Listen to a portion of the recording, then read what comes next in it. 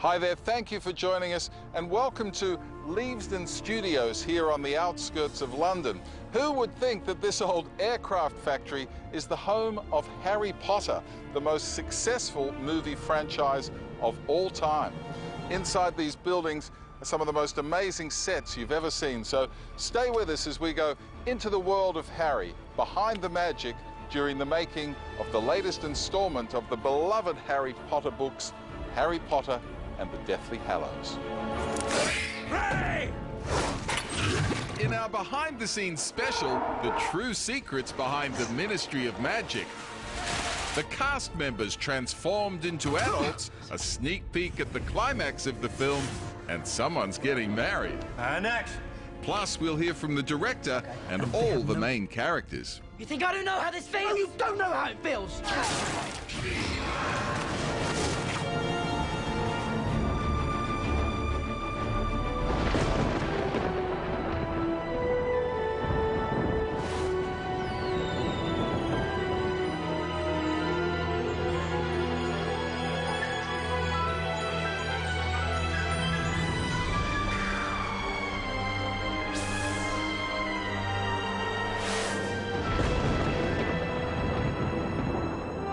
For the past decade, audiences around the world have watched Daniel Radcliffe, Emma Watson and Rupert Grint transform from unknowns to A-listers, commanding millions per movie. Daniel was just 11 years old when he started filming Harry Potter and the Philosopher's Stone, little knowing he was about to become one of the world's most recognizable and richest movie stars. The stakes were a lot higher in this film than they probably ever have been before, and there is a real sense that, you know, this is going to be Harry's last chance to finish this once and for all. With each installment, we've been waiting to see what becomes of Harry.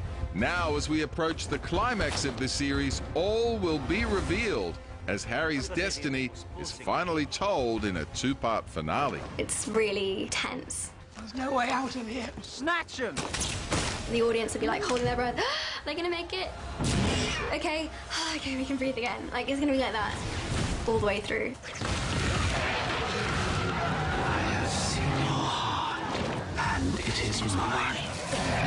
There's a lot of kind of running away and hiding and kind of finding people, and yeah, no, it's really quite cool. Harry Potter and the Deathly Hallows Part 1 is different from the previous films in that Harry, Ron and Hermione are on their own. I think the most intriguing thing about Hallows Part 1 is the fact that we're not at Hogwarts anymore.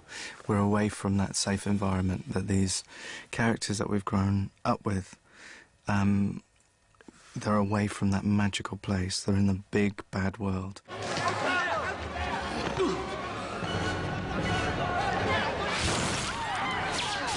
The three friends are on a desperate mission to save the wizarding world, while Harry's archenemy, Lord Voldemort, has taken up residence in Malfoy Manor.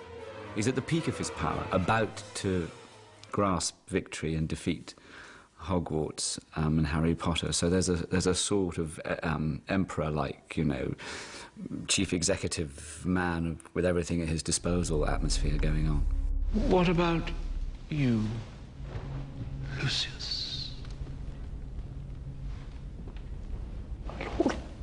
My lord,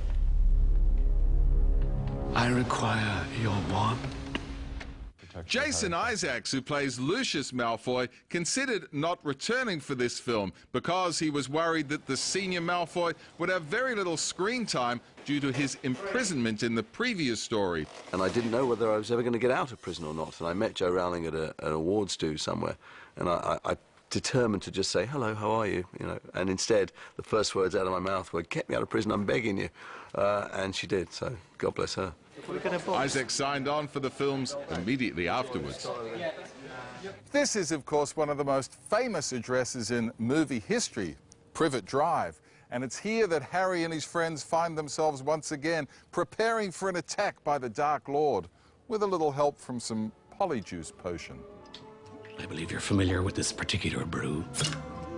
In this scene, the magical properties of Polyjuice Potion help Mad-Eye Moody protect Harry from the Death Eaters by fooling his enemies.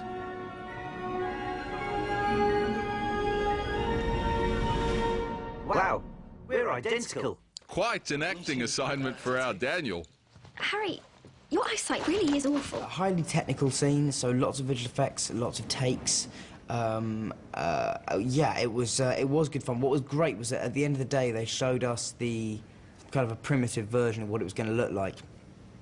And even then it was fantastic, because normally when you have one person playing several identical characters on screen or whatever it is, there's always a kind of, you know, you can always tell where it's been split screened, or it's never quite right, whereas in this thing there's, you know, they're overlapping and crossing over, and it's great. It's been really well done, and it's a very good, hopefully be a very good sequence.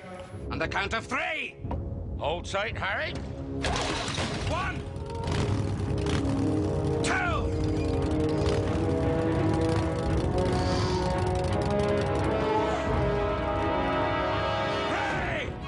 This early sequence of the film features an amazing aerial display as the goodies jump on their brooms and attempt to get away from those dastardly Death Eaters.